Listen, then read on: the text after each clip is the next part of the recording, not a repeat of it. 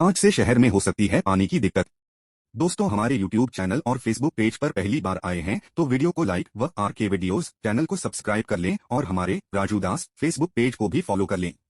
आधी रात से गंगनहर में गंगा जल बंद होने से प्रभावित होगी आपूर्ति। मेरठ में मंगलवार आधी रात से गंग नहर से गंगाजल की आपूर्ति बंद होने के बाद शहर की 20 लाख आबादी 164 ट्यूबवेल के भरोसे है। भोला की झाल स्थित वाटर ट्रीटमेंट प्लांट से 75 मिलियन लीटर MLD पानी की आपूर्ति बंद होने के बाद शहर के प्रमुख इलाकों में पानी का प्रेशर कम हो गया है। हालांकि निगम अधिकारियों का कहना है कि शहर के सभी 164 ट्यूबवेल को 20 से 24 घंटे तक चलाने को कहा गया है। यह व्यवस्था अगले आदेश तक जारी रहेगी। नगर निगम के जलकल विभाग के इंजीनियर के अनुसार शहर में सिविल लाइन, घंटाघर, PL शर्मा स्मारक, बच्चा पार्क, विकासपुरी इलाके में गंगा जल सप्लाई की व्यवस्था है। इन इलाकों में मंगलवार आधी रात से गंगा जल की सप्लाई बंद हो चुकी है। बुधवार को आंशिक तौर से गंगा जल मिला। साथ ही इन इलाकों की टंकियों को ट्यूबवेल चलाकर भरा गया, लेकिन घरों तक पानी का प्रेशर नहीं पहुंचा। उधर बुधवार शाम से सभी 164 ट्यूबवेल को संचालित करने के निर्देश दिए गए हैं। इसके बावजूद गंगा जल आपूर्ति वाले इलाकों में गुरुवार से पानी की दिक्कत होने की संभावना है। यदि जलापूर्ति प्रभावित हुई तो वहां टैंकर से पानी की आपूर्ति की जाएगी। आज से घंटाघर, सिविल लाइन में 2-2 घंटे जलापूर्ति। नगर निगम के जलकल विभाग के इंजीनियर पंकज कुमार का कहना है कि गुरुवार से घंटाघर और सिविल लाइन की पानी टंकियों से सुबह और शाम 2-2 घंटे, सुबह में 6 से 8, शाम में 5 से 7 बजे जलापूर्ति होगी। घर में घुसकर युवती का गला रेता, फिर गोली मारी।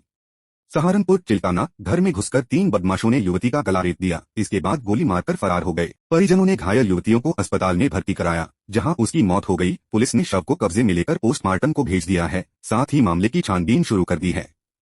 वारदात थाना चिल्काना क्षेत्र के चालाकपुर गांव की है। महकारा 21 पुत्र मुशर्रफ अपनी मां लाली और भाभी के साथ कमरे में सो रही थी। रात को करीब 3 बजे 3 युवक पहुंचे और कहा कि उनके दामाद का इंतकाल हो गया है। जैसे ही लाली ने दरवाजा खोल तो 3 युवक कमरे में घुस गए। तीनों युवकों ने महकारा की चाकू से गर्दन रेत दी और फिर गोली मारकर वहां से फरार हो गए। गोली की आवाज सुनकर आसपास के लोग एकत्र हो गए। तुरंत ही घायल महकारा को अस्पताल में भर्ती कराया, जहां पर चिकित्सकों ने उसे मृत घोषित कर दिया। सूचना मिलते ही पुलिस टीम भी मौके पर पहुंच गई। कॉलेजों में खाली सीटों पर आजकल फिर रजिस्ट्रेशन। मेरठ में 5 दिन की छुट्टियों के बाद बुधवार को खुले चरण सिंह विवि ने प्रवेश एवं परीक्षा में 2 बड़े निर्णय लिए। विवि ने संबद्ध कॉलेजों में UG ट्रेडिशनल प्रोफेशनल के सभी कोर्स में रिक्त 55,000 से अधिक सीटों पर प्रवेश के लिए आज से फिर पंजीकरण खोल दिए। पहले से पंजीकृत लेकिन अप्रवेशित और नए छात्र 26 से 27 अक्टूबर को विवि वेबसाइट पर ऑनलाइन रजिस्ट्रेशन करा रिक्त सीटों पर प्रवेश ले सकते हैं। छात्रों को विवि वेबसाइट पर रजिस्ट्रेशन के वक्त कॉलेज एवं कोर्स का नाम नहीं भरना होगा। पंजीकरण के बाद छात्र को ब्लैंक ऑफर लेटर मिलेगा, जिसे छात्र 26 से 27 अक्टूबर को मनचाहे कॉलेज एवं कोर्स में रिक्त सीटों के सापेक्ष जमा कर सकेंगे। ब्लैंक ऑफर लेटर पर छात्र खुद कॉलेज एवं कोर्स का नाम लिख सकेंगे। कॉलेज प्राप्त ऑफर लेटर से 28 से 31 अक्टूबर तक मेरिट से प्रवेश करेंगे। 1 नवंबर से बीएड में नए सत्र की पढ़ाई। विवि से संबद्ध बीएड कॉलेजों में बीएड सत्र 2023 से 25 में प्रथम वर्ष का नया सत्र 1 नवंबर से शुरू हो जाएगा। विवि ने कॉलेजों को निर्धारित कार्य दिवसों में पठन पाठन शुरू कराने के निर्देश दिए हैं। 29 अक्टूबर तक प्रदेश भर में पूल काउंसलिंग की प्रक्रिया भी खत्म हो जाएगी। यूपी बिजली बिल में 3 माह मिलेगी छूट। ईंधन अधिभार में कमी का लाभ उपभोक्ताओं को देने का प्रस्ताव। लखनऊ यूपी के विद्युत उपभोक्ताओं के लिए अच्छी खबर है। उन्हें अगले 3 महीनों तक बिजली के बिल में ईंधन अधिभार फ्यूल सरचार्ज के तहत औसतन 35 पैसा प्रति यूनिट की दर से छूट का लाभ मिलेगा। बिजली कंपनियां उपभोक्ताओं को चालू वित्तीय वर्ष 2023 से 24 की पहली तिमाही के लिए इस छूट का लाभ देंगी। कंपनियों की तरफ से पावर कॉर्पोरेशन ने उत्तर प्रदेश विद्युत नियामक आयोग में श्रेणीवार बिजली दरों में कमी का प्रस्ताव दाखिल किया है। उम्मीद की जा रही है कि आयोग का आदेश होने पर उपभोक्ताओं को नवंबर से जनवरी के बीच यह लाभ मिलेगा। बुधवार को विद्युत उपभोक्ता परिषद के अध्यक्ष अवधेश कुमार वर्मा ने नियामक आयोग चेयरमैन अरविंद कुमार से मुलाकात की, जिसमें उन्होंने उपभोक्ताओं को बिजली दरों में छूट का लाभ दिए जाने के कॉर्पोरेशन के प्रस्ताव को जल्द लागू करने की मांग की। 18 से 69 पैसे प्रति यूनिट तक छूट। अवधेश वर्मा के मुताबिक अप्रैल से जून तक पहली तिमाही के लिए बिजली कंपनियों ने 30,108 मिलियन यूनिट बिजली खरीद का प्रस्ताव पास कराया था, जबकि इस तिमाही में बिजली कंपनियों को कुल 29,838 मिलियन यूनिट बिजली ही खरीदनी पड़ी। कम बिजली खरीदने की वजह से 1,055 करोड़ रुपए शेष बच गया। इसी धनराशि का लाभ विद्युत दरों में 3 महीने तक कमी कर उपभोक्ताओं को दिया जाना है। श्रेणीवार इस छूट का लाभ 18 पैसे से लेकर 69 पैसे प्रति यूनिट तक की दर से उपभोक्ताओं को मिलेगा।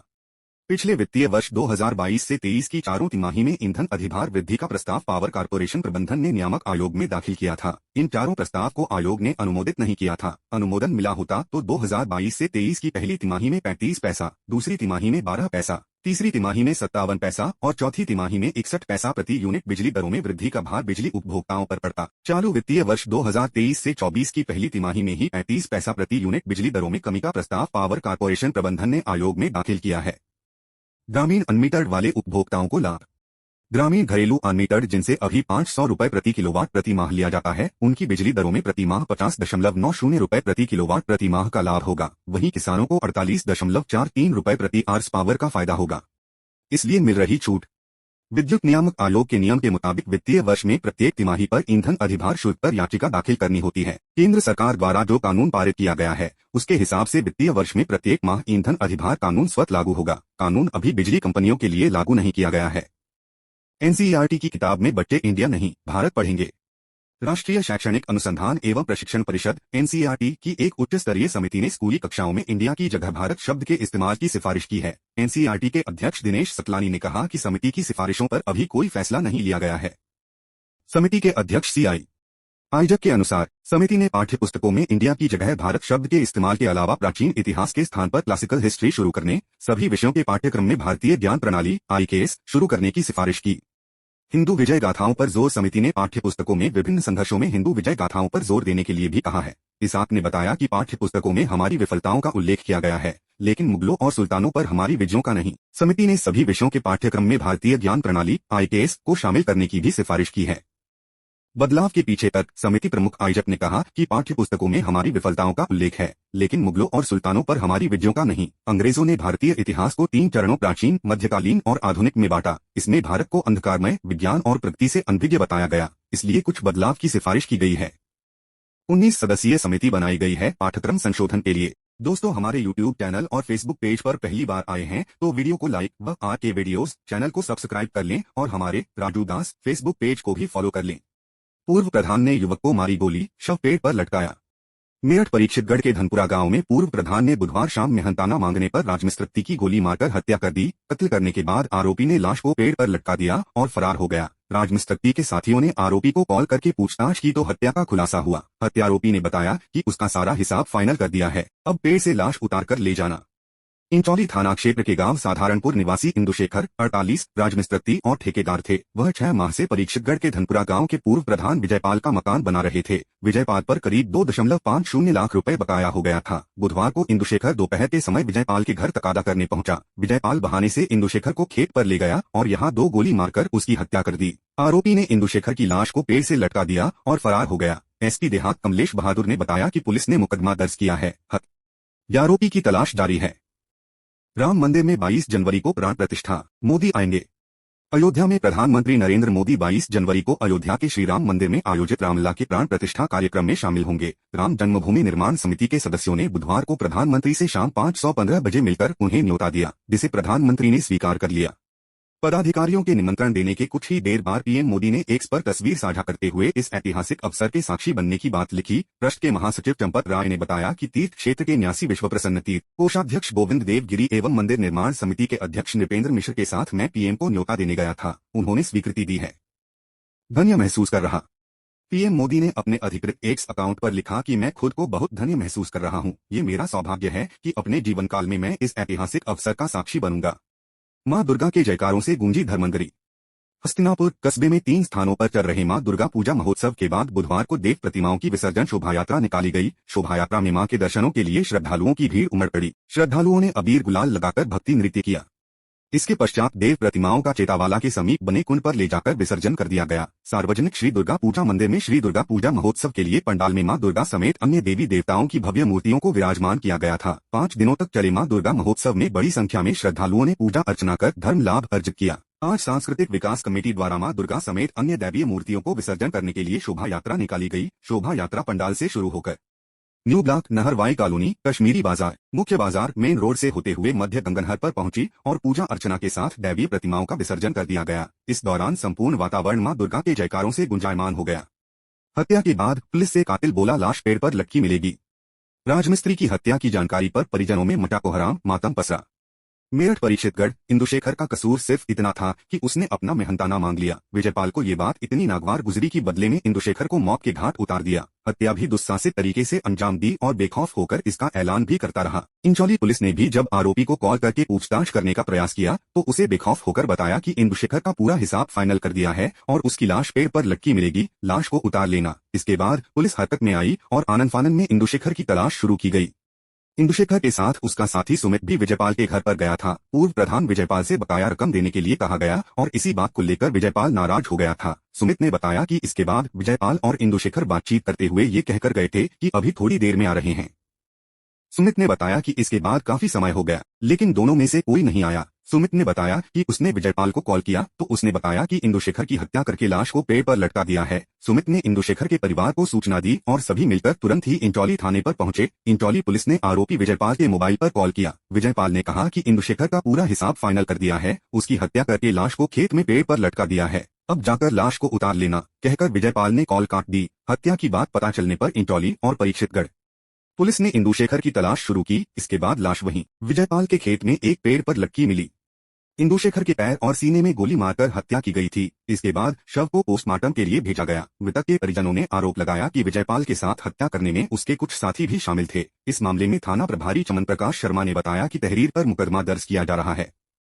परिवार में मचा कोहराम। मृतक इंदुशेखर के परिवार में उनकी पत्नी विमलेश और 5 बच्चे हैं। 3 बेटी और 2 बेटों में से सबसे बड़ा बेटा वंशप्रिय है, जिसकी हाल ही में शादी हुई है। हत्या की खबर मिली तो परिवार में कोहराम मच गया। सांसद के नाम पर वृद्धा से सोने की बाली ठगी। राज्यसभा सांसद डॉक्टर लक्ष्मीकांत वाजपेयी के नाम से एक युवक ने सिविल लाइन निवासी बुजुर्ग महिला को वृद्धा पेंशन शुरू कराने का झांसा दिया और उसकी सोने की बाली लेकर फरार हो गया।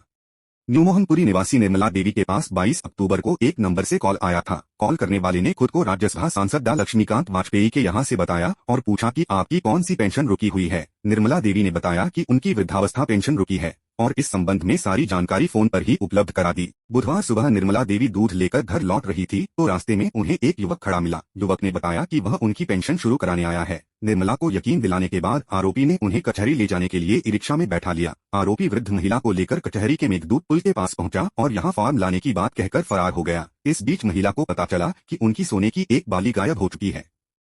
इसके बाद पीड़िता सीधे राज्यसभा सांसद डॉ लक्ष्मीकांत वाजपेयी के घर पहुंच गई और पूरा मामला बताया।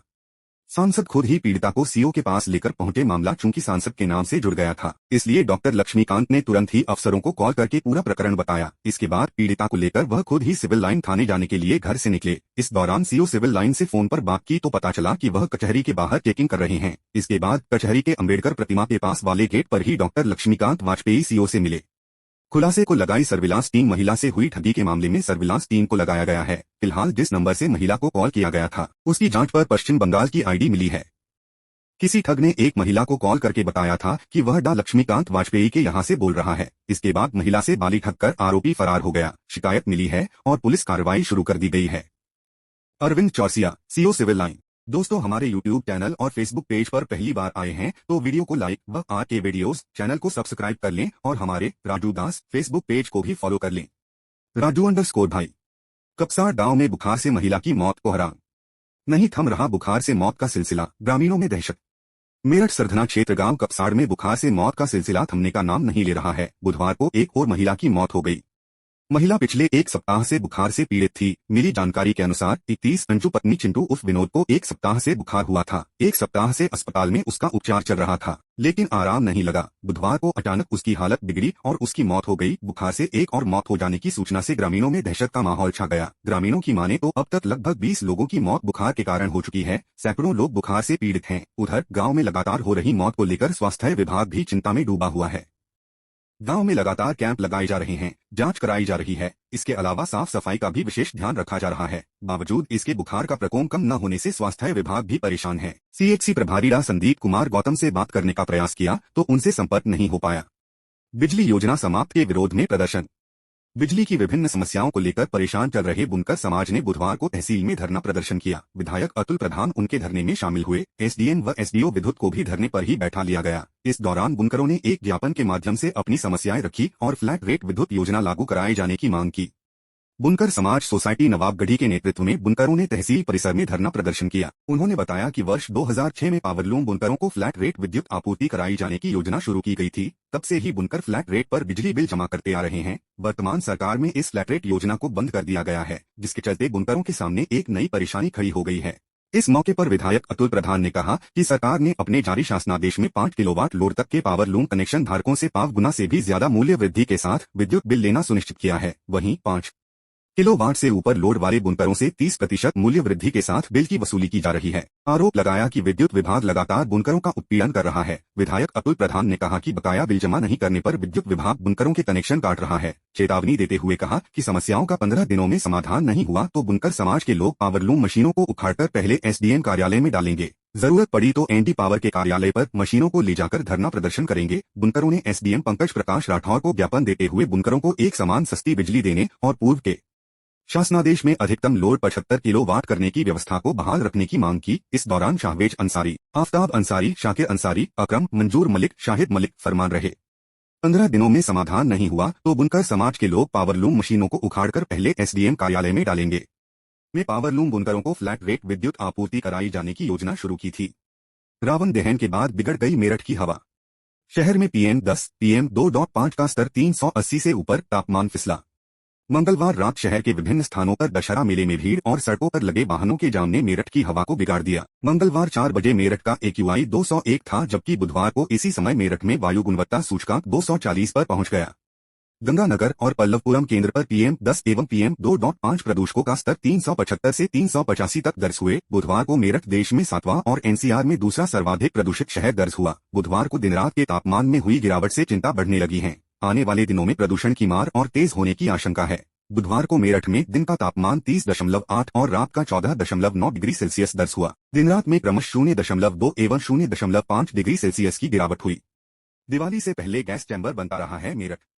बीते वर्षों में दिवाली से पहले मेरठ प्रदूषकों के चलते गैस चैम्बर बनता रहा है। वर्ष 2020 में नवंबर के 11 से 16 तक दीपोत्सव रहा, लेकिन मेरठ में 1 नवंबर को AQI 364 और 5 नवंबर को 453 तक पहुंच गया। 2021 में दिवाली पर्व 2 से 6 नवंबर तक मनाया गया और इससे ठीक पहले मेरठ में 29 अक्टूबर को AQI 301 एवं 1 नवंबर को 313 तक पहुंच गया। 2022 में दिवाली पर्व 22 से 26 अक्टूबर तक रहा। इस वर्ष भी मेरठ में दिवाली से ठीक पहले AQI 274 से 374 के बीच पहुंचा। मौसम विभाग के अनुसार अक्टूबर में बारिश के आसार नहीं हैं और उत्तर पश्चिमी हवाओं से दिन रात के तापमान में और गिरावट की उम्मीद है। इससे आने वाले हफ्ते में प्रदूषण से मेरठ एक बार फिर से गैस चैम्बर में बदल सकता है। तेज हवा चलने अथवा अच्छी बारिश ही प्रदूषकों से राहत दिला सकती है। PET 28 से 29 को 56 केंद्रों पर पेपर। मेरठ में 28 और 29 अक्टूबर को प्रारंभिक अर्हता परीक्षा PET 56 केंद्रों पर आयोजित की जाएगी। इसके लिए बुधवार को CDO ऑफिस में आयोजित बैठक में कहा गया कि यदि कोई फर्जी परीक्षार्थी मिलता है तो केंद्र व्यवस्थापक ही उनकी FIR दर्ज कराएंगे। परीक्षा केंद्रों पर मोबाइल प्रतिबंधित रहेगा। जिन 56 केंद्रों पर परीक्षा आयोजित की जा रही है उन केंद्रों पर बच्चों का अवकाश रहेगा, लेकिन शिक्षक व अन्य स्टाफ उपस्थित रहेगा। PET 2 पालियों में होगी और 24 परीक्षार्थियों पर 2 कक्ष निरीक्षक तैनात किए जाएंगे। प्रत्येक केंद्र पर पुलिस की व्यवस्था भी होगी। परीक्षा शुरू होने से आधा घंटे पूर्व तक ही परीक्षार्थियों को प्रवेश दिया जाएगा। परीक्षा की तैयारी के लिए बैठक। ADM सिटी ब्रिजेश सिंह ने बुधवार को यह निर्देश परीक्षा की तैयारी को लेकर बुलाई गई बैठक में सभी 56 केंद्रों के केंद्र व्यवस्थापक, सेक्टर मजिस्ट्रेट व स्टेटिक मजिस्ट्रेट समेत अन्य अधिकारियों को दिए। बैठक में ADM city Brijesh Kumar Singh, city magistrate Anil Kumar, जीवनी प्रथम राजेश कुमार आदि रहे। 10 दिन में एक ईंट नहीं लगी, नगरायुक्त नाराज। नगर आयुक्त डा अमित पाल शर्मा ने नई सड़क शास्त्र 3 में नगर निगम के नए कार्यालय भवन के शिलान्यास के 10 दिन बाद भी एक ईंट तक नहीं लगाए जाने पर कड़ी चेतावनी दी है। उन्होंने निर्माण एजेंसी CNDS और नगर निगम अधिकारियों को चेतावनी दी गई। नगर आयुक्त बुधवार को अपर नगर आयुक्त प्रमोद कुमार, मुख्य अभियंता देवेंद्र यादव, राजवीर सिंह आदि के साथ निर्माण कार्यों का जायजा लेने पहुंचे। गढ़ रोड नई सड़क स्थित खसरा नंबर 6041 पर नगर निगम के नए कार्यालय भवन के निर्माण कार्य का निरीक्षण में मौके की स्थिति देख दंग रह गए। 15 अक्टूबर को शिलान्यास के बाद वहां एक ईंट तक नहीं रखी गई। कार्यस्थल पर कार्य की गति अत्यंत धीमी पाए जाने पर संबंधित अभियंता को कार्य की गति बढ़ाए जाने की सख्त चेतावनी दी। वार्ड 4 शेरगढ़ी में कांशीराम पार्क में बनने वाली CC का निरीक्षण किया। पातालकोट एक्सप्रेस की 4 बोगियों में आग, 13 झुलसे। आगरा पातालकोट एक्सप्रेस 14,624 में बुधवार दोपहर आगरा कैंट स्टेशन से 8 किलोमीटर दूर आग लग गई। हादसे में 2 डिब्बे पूरी तरह जबकि 2 डिब्बे आंशिक रूप से जल गए। हादसे में 13 यात्री झुलसे व घायल हुए हैं, जिनका इलाज चल रहा है। DRM ने घटना की जांच के आदेश दिए हैं। वहीं वंदे भारत सहित कई ट्रेनें हादसे के चलते लेट हो गई हैं। हेल्पलाइन नंबर जारी कर दिए गए हैं। बोगियों में अचानक लाइटें फटने से आग लगी। पंजाब के फिरोजपुर से चलकर मध्य प्रदेश के सिवनी तक जाने वाली पातालकोट एक्सप्रेस में आगरा कैंट से 8 किलोमीटर दूर भांडई स्टेशन से बढ़ते ही जनरल बोगियों में अचानक लाइटें फटने से आग लग गई। हादसे के शोर पर एक यात्री ने चेन पुलिंग कर दी। कुछ यात्री कूद गए। ट्रेन धीमी हुई तो लोग कूदकर भागने लगे। आगे जाकर ट्रेन रुकी तो बचे यात्रियों में उतरने को लेकर भगदड़ मच गई। पीछे रह गए 13 यात्री घायल हो गए। इनमें 7 लोग झुलसे बताए गए हैं, जबकि 6 मामूली रूप से घायलों का PHC पर इलाज किया गया। The burning train Agra Mumbai rail track 3.5 घंटे बंद रहा। आगरा कैंट से ग्वालियर जा रही पातालकोट एक्सप्रेस की जनरल बोगियों में मंगलवार को अचानक लाइटें फटने से आग लग गई। सुरक्षित बचे यात्रियों को आगे के लिए दुर्ग हमसफर ट्रेन से रवाना किया गया। वहीं घायल हुए यात्रियों को एम्बुलेंस के जरिए आगरा के एसएन मेडिकल कॉलेज पहुंचाया गया। पातालकोट एक्सप्रेस में हादसे के चलते आगरा मुंबई रेल ट्रैक 3 घंटे 27 मिनट तक बंद रहा। शाम करीब 7 बजे इसे सुचारू किया जा सका। ट्रैक चालू होने पर पहली ट्रेन नई दिल्ली भोपाल वंदे भारत एक्सप्रेस 2 घंटे 25 मिनट की देरी से आगे बढ़ी। वहीं अप और डाउन की करीब 1.5 दर्जन से अधिक ट्रेनें लेट लतीफी का शिकार होने से हजारों यात्री परेशान रहे। दोस्तों, हमारे यूट्यूब चैनल और फेसबुक पेज पर पहली बार आए हैं तो वीडियो को लाइक व आरके वीडियोस चैनल को सब्सक्राइब कर लें और हमारे राजू दास फेसबुक पेज को भी फॉलो कर लें। रेल मंत्रालय का सदस्य बन करोड़ों ठगने वाला गिरफ्तार। अयोध्या रेल मंत्रालय का सदस्य बनकर ठगी करने वाले युवक अनूप चौधरी व उसके साथी फिरोज आलम को एसटीएफ ने सर्किट हाउस के पास से गिरफ्तार किया है। आरोपित के कब्जे से 5 अदद मोबाइल, 1 टैबलेट, विभिन्न बैंकों के 20 चेक, 3 आधार कार्ड, 22,000 नगद व हुआ स्कॉर्पियो वहां बरामद हुआ है। 15,000 रुपए का इनाम भी घोषित था। आरोपित पर यूपी, राजस्थान व उत्तराखंड में धोखाधड़ी के कई मुकदमे दर्ज हैं। आरोपित पर उत्तराखंड सरकार की ओर से 15,000 रुपए का इनाम भी घोषित था।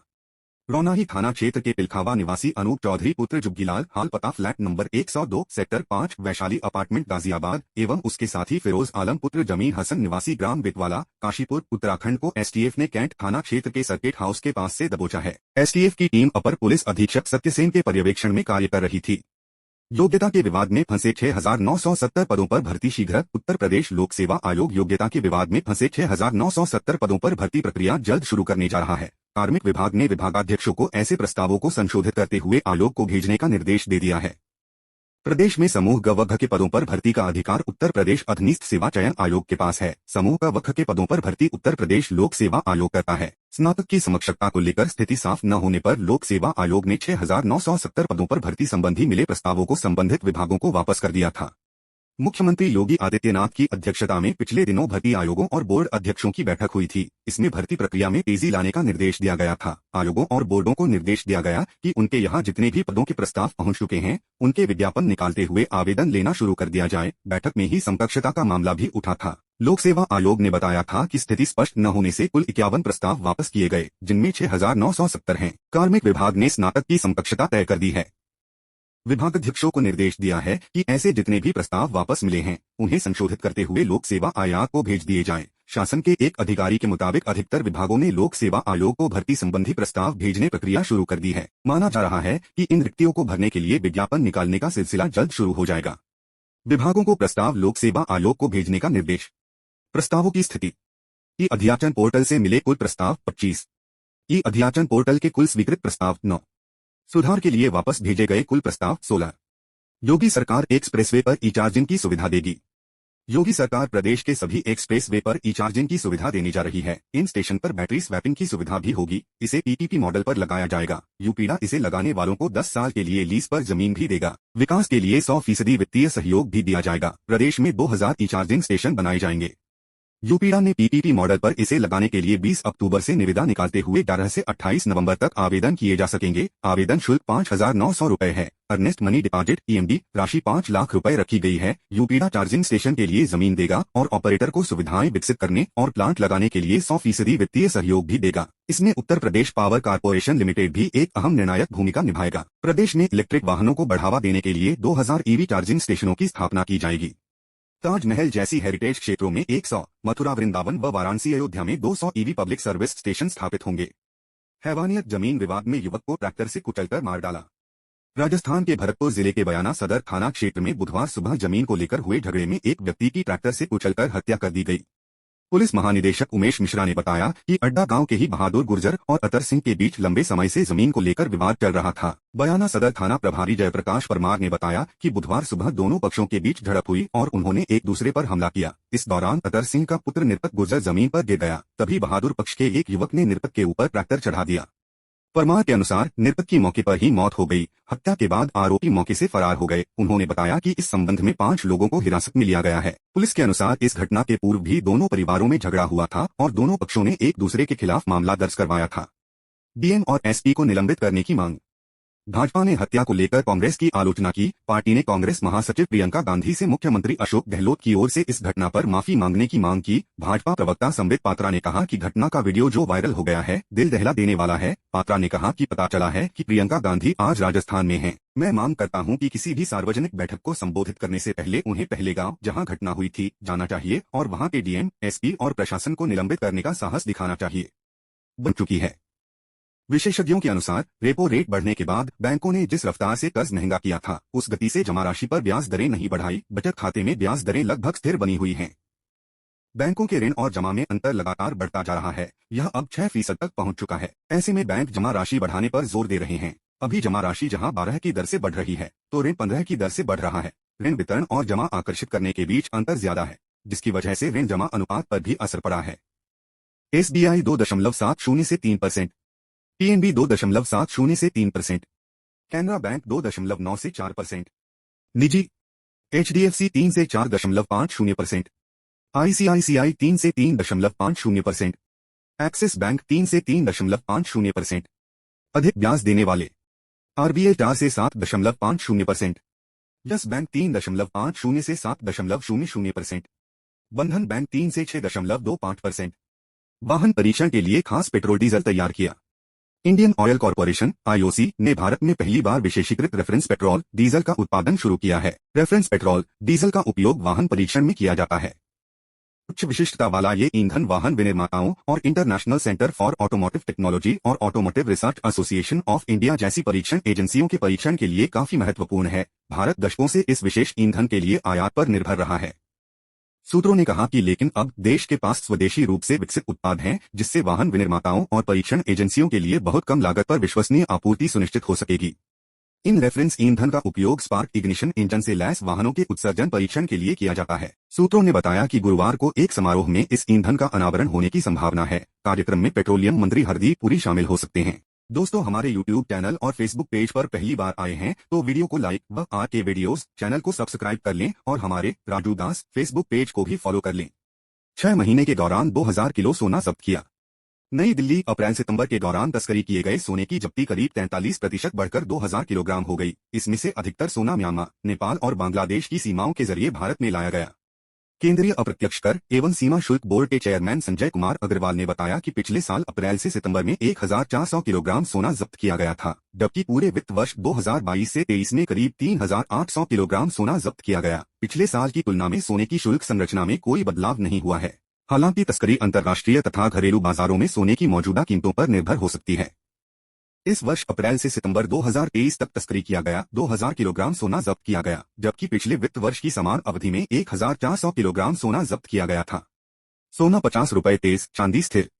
नई दिल्ली राष्ट्रीय राजधानी के सर्राफा बाजार में बुधवार को सोना 50 रुपए की तेजी के साथ 61,700 रुपए प्रति 10 ग्राम पर पहुंच गया। चांदी की कीमत 74,500 रुपए प्रति किलोग्राम पर अपरिवर्तित बनी रही। इससे पिछले कारोबारी सत्र में सोना 61,650 रुपए प्रति 10 ग्राम पर बंद हुआ था। त्योहारी सीजन के साथ घरेलू बाजार में सोने की खुदरा मांग में सुधार होने की संभावना है। वैश्विक बाजारों में सोना गिरावट के साथ $1,974 प्रति औंस रह गया। मैक्सवेल ने लूट ली दिल्ली की महफिल। ऑस्ट्रेलिया ने बनाए 8 विकेट पर 399 रन। ग्लेन ने जड़ा विश्व कप का सबसे तेज शतक, वार्नर का भी सैंकड़ा। ग्लेन मैक्सवेल का खामोश बल्ला बुधवार को अरुण जेटली स्टेडियम में ऐसा बोला कि वह सारी महफिल लूट ले गए। शुरुआत में वार्नर ने शतकीय पारी खेलकर डच टीम को परेशान किया तो बाद में मैक्सवेल ने चौके छक्कों की बारिश करते हुए विपक्षी टीम को तबाह कर दिया। मैक्सवेल ने 40 गेंद में 8 छक्कों और इतने ही चौकों से विश्व कप इतिहास का सबसे तेज शतक जड़ डाला। मैक्सवेल 106 और डेविड वार्नर 104 की शतकीय पारियों से ऑस्ट्रेलिया ने नीदरलैंड्स के खिलाफ 8 विकेट पर 399 रन कूट डाले। यह मौजूदा विश्व कप में संयुक्त दूसरा जबकि ऑस्ट्रेलिया का सबसे बड़ा स्कोर है। जवाब में नीदरलैंड्स की टीम 21 ओवर में 90 रन पर ढेर हो गई और ऑस्ट्रेलिया ने 309 रन की रिकॉर्ड विजय के साथ जीत की हैट्रिक लगाई। यह जीत विश्व कप इतिहास की सबसे बड़ी जबकि वनडे की दूसरी सबसे बड़ी जीत है। इससे पहले ऑस्ट्रेलिया ने पर्थ में 2015 विश्व कप में अफगानों को 275 रन से पीटा था। जाम्पा का चौका दक्षिण अफ्रीका पर उलटफेर भरी जीत दर्ज करने वाली नीदरलैंड्स की टीम पहाड़ जैसे लक्ष्य के दबाव में ताश के पत्तों की तरह बिखर गई। डच टीम की ओर से विक्रमजीत 25 और तेजा ने 14 रन बनाए। ऑस्ट्रेलिया की ओर से एडम जाम्पा ने लगातार तीसरे मैच में 4 विकेट झटके। मैक्सवेल ने तोड़ा मार्कराम का रिकॉर्ड। मैक्सवेल ने विश्व कप में सबसे तेज सैकड़ा जड़ने का दक्षिण अफ्रीका के एडेन मार्कराम 49 गेंद का रिकॉर्ड तोड़ा। मार्कराम ने भी यही 7 अक्टूबर को श्रीलंका के खिलाफ ऐसा किया था। मैक्सवेल ने पैट कमिंस के साथ 12 नाबाद के साथ 7वें विकेट के लिए 103 रन जोड़े, जिसमें कमिंस के सिर्फ 8 रन थे। उन्होंने रिवर्स स्वीप पर छक्के जड़ दर्शकों का मनोरंजन किया। उन्होंने 48वें ओवर में लोगान वान बीक के खिलाफ 2 छक्के जड़े, जबकि 49वें ओवर में लीडे पर लगातार 2 चौके और 3 छक्के लगा शतक पूरा किया। हालांकि वह आखिरी ओवर में इसी गेंदबाज का शिकार बने। ऑस्ट्रेलिया 50 ओवर 399/8 बल्लेबाज रन गेंद 4/6। Marsh Colin Beek 0-9-15 2/0। Warner Aryan Beek 104 93 11/3। Smith Merwe Aryan 71 68 9/1। Marnus Aryan ब्लीडे 62 47 7/2। जोश साब्रैंड ब्लीडे 14 12 1/1। Glenn Sybrand Beek 106 44 9/8। Green run out 08 11 1/0। Cummins not out 12 0-9 2/0।